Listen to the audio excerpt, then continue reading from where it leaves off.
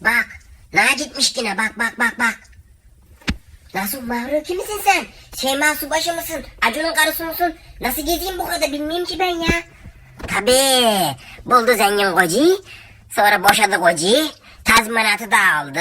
Tazminat da aldı. Parayı da yaptı. Nafakayı da aldı. Oo, şimdi adamın paralarını çatır çatır yiyip geziyor. He. Dönü de yok. Bununla vay bununla. Bak. Anam anam anam anam anam. Ah, bu baban Instagram açsa, anan Instagram açsa da seni bir görse. Her gün sineple elinde. Onu yiyip paylaşayım, bunu yiyeyim paylaşayım.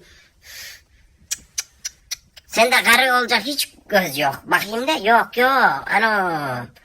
Hepimizin dölü var, hepimizin dölü var. Aa, bundan var ya, kötü örnek alacaklar bu karıyı.